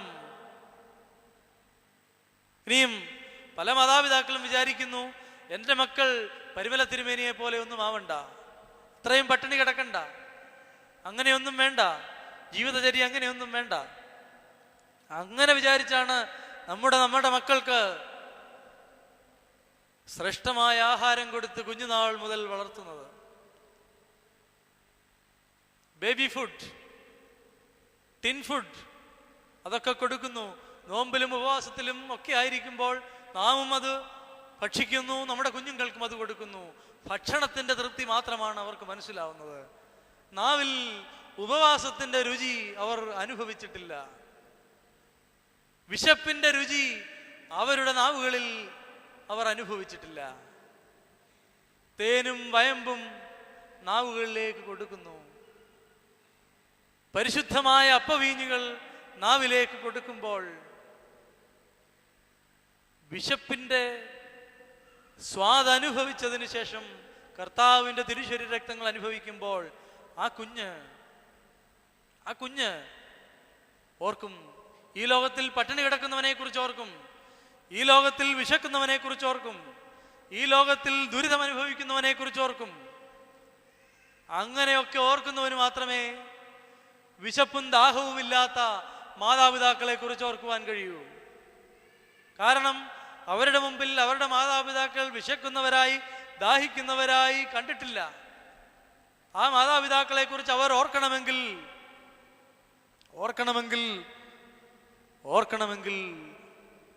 അവർ നാവിൽ വിശപ്പിന്റെ രുചി അറിയണം, ഉപവാസത്തിന്റെ രുചി അറിയണം. അവർ ജീവിക്കുന്ന വിശുദ്ധന്മാരായി തീരണം. അതേത് മേഖലയിലും ആയിക്കോട്ടെ, പരിശുദ്ധ പൗരോഹിത്യ ശുശ്രൂഷയിലോ, അവരെ വിളിച്ചടുപ്പിക്കുന്ന കുടുംബജീവിതത്തിലോ, സാമ്പത്തിക മേഖലയിലോ, ഭൗതിക മേഖലയിലോ ഒക്കെ ആയിക്കോട്ടെ, അവർക്ക് ആ വിശപ്പറിയുമെങ്കിൽ അവരവരുടെ മാതാപിതാക്കളെ ഓർക്കും, അവരെ നയിച്ച പിതാക്കന്മാരെ ഓർക്കും, അവർക്ക് വേണ്ടി പ്രാർത്ഥിച്ച ദൈവസന്നിധിയിൽ ബലിപീഠത്തിൽ ശുശ്രൂഷ അർപ്പിച്ച ആചാര്യന്മാരെ ഓർക്കും.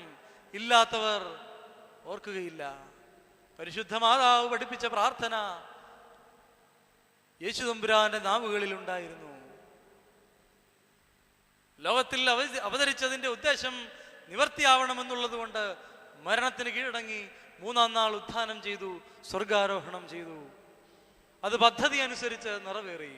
പക്ഷേ ഈ ലോകത്തിലായിരുന്ന 30 വർഷം ആർജിച്ച അനുഭവം, ജീവിച്ച കുടുംബം, അതുകൊണ്ടാണ് ക്രൂശിൽ ആ വേദനയുടെ നടുവിൽ കിടന്നുകൊണ്ടും യേശുതമ്പുരാൻ യോഹന്നാൻ, ഏറ്റവും സ്നേഹിച്ച ശിഷ്യനായ യോഹന്നാനെ വിളിച്ചു പറയുന്നു, ഇതാ നിന്റെ മാതാവ്. മാതാവിനോട് പറയുന്നു, ഇതാ നിന്റെ മകൻ. അന്നു മുതൽ ആ ശിഷ്യൻ ആ മാതാവിനെ തൻ്റെ ഭവനത്തിൽ ചേർത്തുകൊണ്ടു.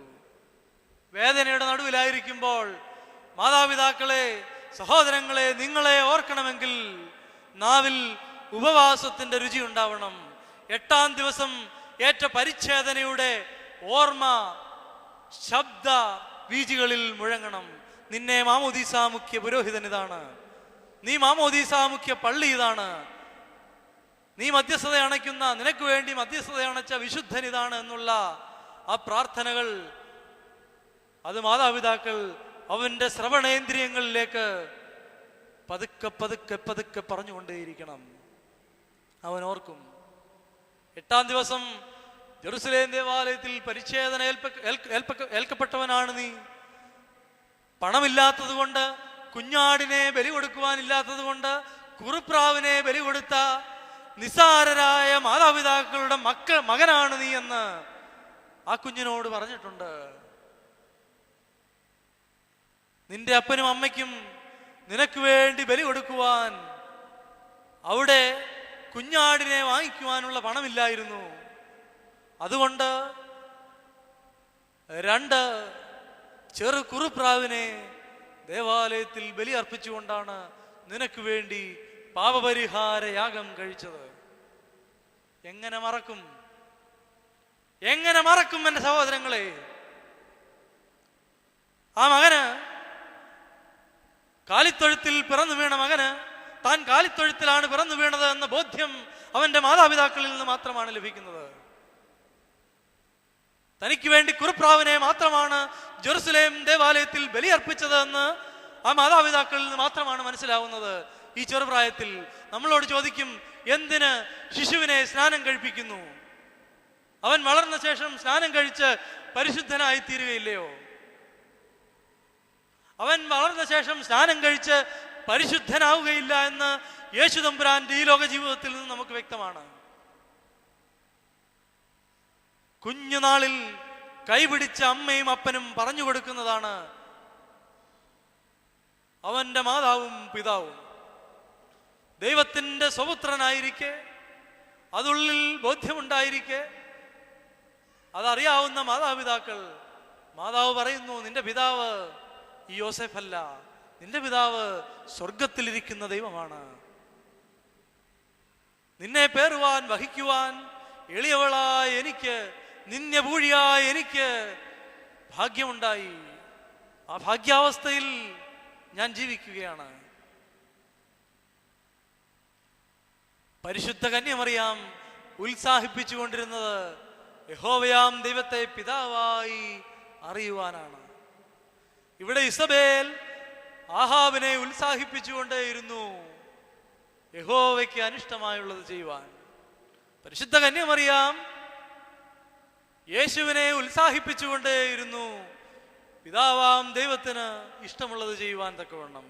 എൻ്റെ പിതാവിനുള്ളതിൽ ഞാൻ ഇരിക്കേണ്ടതല്ലയോ?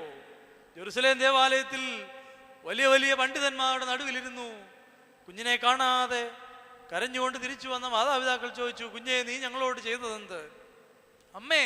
അമ്മയ്ക്കറിയില്ലേ? എൻ്റെ പിതാവിനുള്ളതിൽ ഞാൻ ഇരിക്കേണ്ടതല്ലേ? അത് അമ്മയ്ക്കറിയില്ലേ? അറിയാം മകനെ, അറിയാം. ഞാനൊരല്പനിമിഷം അത് മറന്നുപോയി. എൻ്റെ മാനുഷിക ബലഹീനതയിൽ ഞാനൊരല്പനിമിഷം മറന്നുപോയി. ഒരു ദിവസത്തെ വഴി നടന്നുപോയി. എന്നോട് ക്ഷമിക്കണമേ. നിന്റെ പിതാവിനുള്ളതിൽ നീ ഇരിക്കേണ്ടതാവുന്നു. പ്രിയമുള്ളവരെ, പിതാവിനുള്ളതിൽ ഇരിക്കുവാൻ ഉത്സാഹിപ്പിക്കണം. ദേവാലയത്തിലായിരിക്കാൻ ഉത്സാഹിപ്പിക്കണം. മാതാപിതാക്കൾ ഇന്ന് കാണുമ്പോൾ കുഞ്ഞുങ്ങളുടെ തലയിൽ കൈവച്ചുകൊണ്ട് പ്രാർത്ഥിക്കാൻ പറയും. കാരണം പലപ്പോഴും ഈ കുഞ്ഞുങ്ങളുടെ തലയിലേക്ക് കൈവെക്കുമ്പോൾ യുവാക്കളും യുവതികളുമായി കുഞ്ഞുങ്ങളുടെ തലയിൽ നിന്ന് ഒരു നെഗറ്റീവ് എനർജിയാണ് ഈ കരങ്ങളിലേക്ക്, ശരീരത്തിലേക്ക് കടന്നു വരുന്നത്. കാരണം ദൈവത്തെ അറിയാതെ മദ്യത്തിനും മയക്കുമരുന്നിനും നിന്യമോഹങ്ങൾക്കും ജഡീക വികാരങ്ങൾക്കും അടിമകളായി. സമ്പത്ത് ഈ കുഞ്ഞുങ്ങൾക്ക് വലിയ കാര്യമൊന്നുമല്ല, ധൂർത്ത് ഈ കുഞ്ഞുങ്ങൾക്ക് വലിയ കാര്യമാണ്. ധൂർത്തിലൊക്കെ ആയിരിക്കുന്ന ഈ കുഞ്ഞുങ്ങളുടെ ശരീരത്തിൽ നിന്ന് പുറപ്പെടുന്നത് ഒരു നെഗറ്റീവ് എനർജിയാണ്.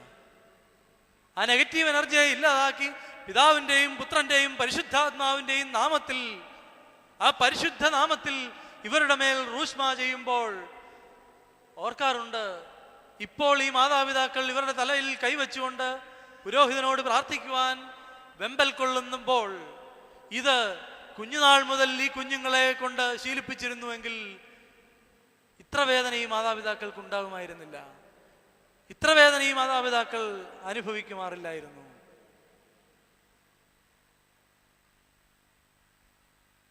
വാടകയ്ക്കെടുക്കുന്ന വാഹനങ്ങൾ എടുത്തുകൊണ്ട് യാത്ര ചെയ്യുന്ന യുവാക്കൾ, യുവതികൾ ഇന്നുണ്ട്. ഡ്രൈവിംഗ് പഠിക്കുവാനും ഡ്രൈവിംഗ് പഠിച്ച ശേഷം അത് കൂടുതൽ പ്രായോഗികമാക്കുവാനും പരിശീലിക്കുവാനും വേണ്ടി അമ്മ ഗൾഫിൽ നിന്ന് നാട്ടിലേക്ക് തിരിച്ചിട്ടുണ്ട്. അമ്മ മകനെ വിളിച്ചു പറഞ്ഞു, ഒരു മകൻ മാത്രമേ ഉള്ളൂ നാട്ടിൽ, ബാക്കി 3 പേരും ഗൾഫിലാണ്. മകനെ വിളിച്ചു പറഞ്ഞു, ഞാൻ ഇന്ന ദിവസം വരുന്നു. ആ ദിവസം വരാൻ പറ്റിയില്ല. അന്ന് ഡ്രൈവറിനെയൊക്കെ നിശ്ചയിച്ചിട്ടുണ്ടായിരുന്നു. പിന്നീട് ടിക്കറ്റ് ക്യാൻസലായ ശേഷം 2 ആഴ്ചകൾക്ക് ശേഷമാണ് വരുവാൻ സാധിച്ചത്. മകൻ അറിഞ്ഞു വരുന്നു. മകനെ ഡ്രൈവറെ കൂട്ടി വരണമേ എന്ന് അമ്മ പറഞ്ഞു. മകൻ എന്ത് ചെയ്തു? അല്പം പണം ലാഭിക്കുന്നതിന് വേണ്ടി വാടകയ്ക്കൊരു കാറും എടുത്ത് അങ്ങോട്ട് ചെന്നു. അവിടെ ചെന്നപ്പോൾ അമ്മ പറഞ്ഞു, എന്തിനാ നീ തനിയെ വാഹനം ഓടിച്ചു കൊണ്ടുവന്നത്? അത് കുഴപ്പമില്ല, അല്പം പണ ലാഭം ഉണ്ടല്ലോ, ഏതായാലും എനിക്ക് വണ്ടി ഓടിക്കുവാനും അറിയാം. കയറി, മകനെ വിശ്വസിച്ചു, വണ്ടിയിൽ കയറിയിരുന്നു. അല്പദൂരം മാത്രം യാത്ര ചെയ്തു. കണ്ണിൽ ഉറക്കം കയറിയോ എങ്ങനെയോ എന്തോ ഏതോ അറിയില്ല, മുന്നിൽ നിന്നിരുന്ന ഒരു ബൈക്കുകാരനെ ഇടിച്ച് ഈ വണ്ടി കരണം മറിഞ്ഞു, കുഴിയിലേക്ക് വീണു. ബൈക്കുകാരൻ അത്യാസന്ന നിലയിലായി. ഹോസ്പിറ്റലിലേക്ക് ആളുകൾ കൊണ്ടുപോയി. കരണം മറിഞ്ഞിരുന്ന ഈ വാഹനത്തിൽ ഇരുന്നു കൊണ്ട് ജീവൻ രക്ഷപ്പെട്ട ഈ 4 പേരും ദൈവത്തെ വിളിക്കുകയാണ്. നിമിഷങ്ങൾ കൊണ്ടുണ്ടാവുന്ന അപകടങ്ങൾ ഇന്ന് പെരുകിക്കൊണ്ടിരിക്കുകയാണ്. ഇപ്പോൾ ജീവിക്കുന്ന സാക്ഷികളായി അവർ മാറിയിരിക്കുകയാണ്. ദൈവം ജീവിതത്തിൽ വൻകാര്യങ്ങൾ ചെയ്തുവെന്ന് ജീവിക്കുന്ന സാക്ഷ്യങ്ങളായി അവർ മാറിയിരിക്കുകയാണ്. അവർ കാരണം പൊലിഞ്ഞു പോയത് മറ്റൊരു ജീവൻ. ഒരു ജീവൻ ബലി കൊടുത്തിട്ട് 4 ജീവിക്കുന്ന സാക്ഷ്യങ്ങളെ ദൈവം ഉണ്ടാക്കിയിരിക്കുകയാണ്. ദൈവത്തിൻ്റെ പ്രവൃത്തി നമുക്ക് അറിയില്ല. ആ മകന്റെ ജീവിതം എടുത്തതെന്തിന്? ഈ 4 പേരുടെ ജീവിതം തിരികെ കൊടുത്തതെന്തിന്? ദൈവത്തോട് ചോദിപ്പാൻ ഞാൻ ആരുമല്ല. ഇയ്യോബ് പറയുന്നു, നിന്നോട് ചോദിപ്പാൻ ഞാൻ ഏതുമില്ല. എനിക്കറിയാത്ത ഒരുപാട് വൻകാര്യങ്ങൾ ഇവിടെയുണ്ട്. ശലോമോൻ പറയുന്നു, പാറയിൽ മാളമുണ്ടാക്കുന്ന മുയൽ അത്ഭുതമാണ്. മുയൽ ചെറിയ ജീവിയെങ്കിലും പാറയിൽ മാളമുണ്ടാക്കുന്നു. ആകാശത്തിൽ പറവയുടെ വഴി എനിക്കറിയില്ല. സമുദ്രത്തിൽ കപ്പലിന്റെ മാർഗം എനിക്കറിയില്ല. ശലോമോൻ ജ്ഞാനികളിൽ അഗ്രഗണ്യനായ ശേബാരാജ്ഞി പോലും വന്ന് കണ്ട് ജ്ഞാനം മനസ്സിലാക്കിയ ശലോമോൻ പറയുന്നു, ഞാൻ ഏതുമില്ല, എനിക്കിതൊന്നും അറിയില്ല. ഇയ്യോബ് പറയുന്നു, ഇതെന്തുകൊണ്ട് സംഭവിച്ചു? എൻ്റെ മക്കളെ എന്തുകൊണ്ട് നീ എടുത്തു? എൻ്റെ സർവ്വസമ്പത്തും നീ എന്തുകൊണ്ട് നശിപ്പിച്ചു കളഞ്ഞു? എന്നെ രോഗത്തിലാക്കി തകർത്തു കളഞ്ഞു എന്ന് ചോദിപ്പാൻ ഞാൻ ഏതുമില്ല. ഭാര്യ പറഞ്ഞു, കൂട്ടുകാർ പറഞ്ഞു, തള്ളിപ്പറയുക തള്ളിപ്പറയുക. ദൈവം, എന്ത് ദൈവം? യോബ് പറഞ്ഞു, ഞാൻ ആര്? ഇത് ചെയ്ത ദൈവം എന്തിനാ ചെയ്തു എന്ന് ചോദിപ്പാൻ ഞാൻ ആര്? ഇതാണ് ജീവിതത്തിന്റെ 2 മുഖങ്ങൾ. ഒരുവന്റെ ജീവിതമെടുത്ത് 4 പേരുടെ ജീവിതം, 4 പേർ ജീവിക്കുന്ന രക്തസാക്ഷികളായി. മദ്രാസിലെ മകൻ എന്ന പേരിൽ ഒരു സിനിമ വരെ ഇറങ്ങി. ഈ കേരള സംസ്ഥാനത്തെ ഞെട്ടിപ്പിച്ച ഒരു കൊലപാതകമായിരുന്നു. കൊലപാതകത്തിന് ശേഷം ഇന്ന് ആ കൊല ചെയ്തവൻ ജീവപര്യന്തോ അതിനപ്പുറമോ ശിക്ഷ ഏറ്റിട്ട് ഇപ്പോൾ അവനെ കുറിച്ച് അറിയുന്നു, അവൻ ദൈവത്തിന്റെ സാക്ഷിയാണ്. ദൈവത്തിന് വേണ്ടി ലോകത്തോട് പ്രഖ്യാപിക്കുന്ന ദൈവത്തിന്റെ വചനം പേറുന്നവനായി ആ മകൻ മാറിയിരിക്കുന്നു. ഒരുത്തന്റെ ജീവിതം എടുത്തിട്ട് മറ്റൊരുത്തൻ ദൈവത്തിന് വേണ്ടി പറയുന്നു. ദൈവത്തിന്റെ ജ്ഞാനം ഏത് തുലാസിലിട്ട് തൂക്കി നോക്കുവാൻ നമുക്ക് സാധിക്കും? സാധ്യമല്ല.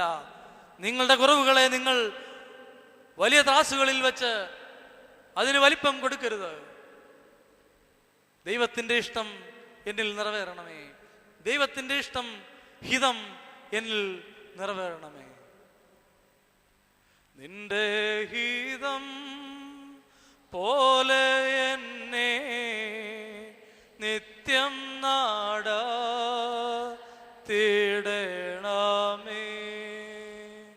എൻ്റെ ഹിതം പോലെയല്ലേ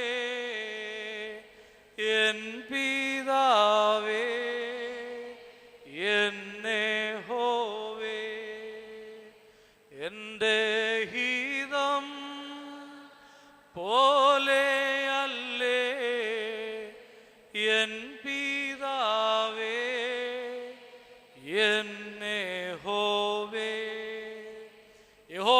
ഇഷ്ടമായുള്ള ചെയ്യുവാൻ തന്നെത്താൻ വിറ്റുകളയുന്ന മനുഷ്യനായ ആഹാബിനോട് ചേർത്ത് നമ്മളെ ആവാതിരിക്കട്ടെ.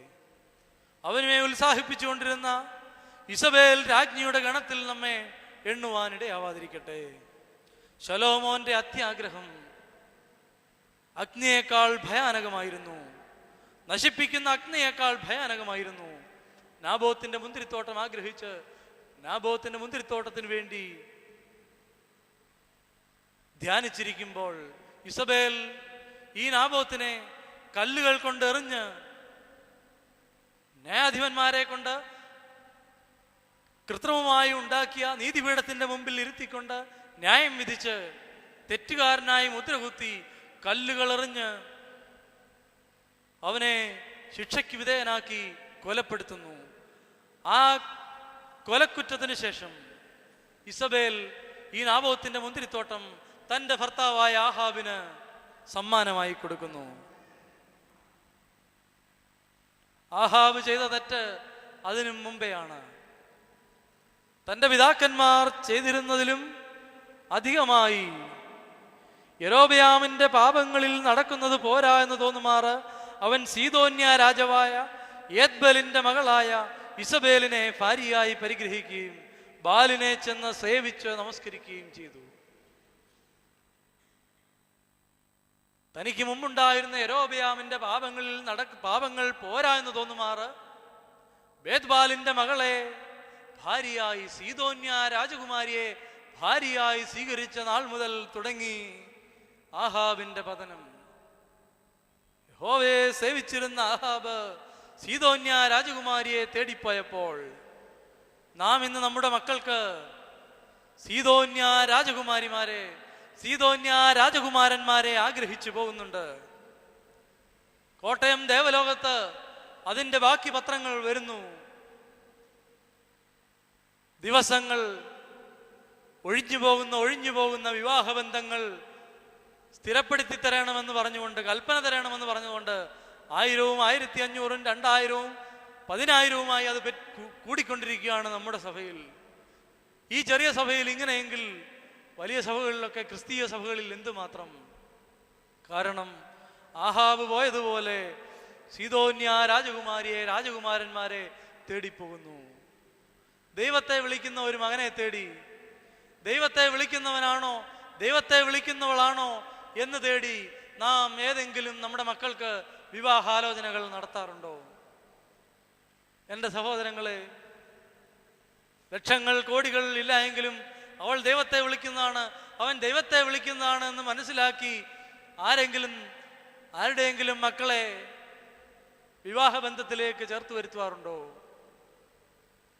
യൊരോബെയാമിന്റെ പാപങ്ങളിൽ നടക്കുന്നത് പോരാ എന്ന് തോന്നുമാറ് ആഹാബ് രാജാവ് ചെയ്ത കുറ്റം, തെറ്റ്, സീദോന്യ രാജകുമാരിയെ തേടിപ്പോയി. ബാലിന് സേവ ചെയ്തു. ബാലിന് സേവ ചെയ്യുന്ന മനുഷ്യനെ കുറിച്ച് ഏലിയാവ് പറയുന്നുണ്ട്. ഏലിയാവ് അവിടെ നിന്ന് പറയുന്നു, സ്വർഗത്തിൽ നിന്ന് അഗ്നി ഇറങ്ങി നശിപ്പിക്കട്ടെ.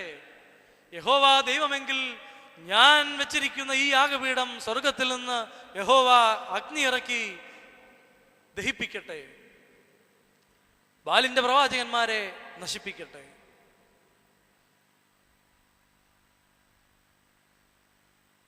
ഇത് പറഞ്ഞപ്പോൾ അവിടെ ജനം ഉത്തരം പറഞ്ഞു, അത് നല്ല വാക്ക് എന്ന് ഉത്തരം പറഞ്ഞു.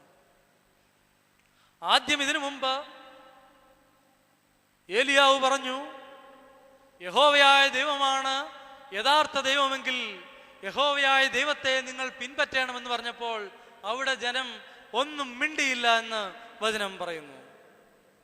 യഹോവയായ ദൈവമാണ് യഥാർത്ഥ ദൈവമെങ്കിൽ നിങ്ങൾ യഹോവയെ പിന്തുടരണമെന്ന് പറഞ്ഞപ്പോൾ ജനം ഒന്നും മിണ്ടിയില്ല.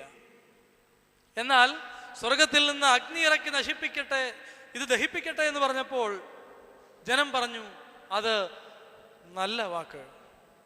ജനത്തിന്റെ ഈ വ്യത്യാസമുള്ള ജനമായി നാം ആയിത്തീരരുത്. ഈ വ്യത്യാസമുള്ള ജനമായി നാം മാറരുത്.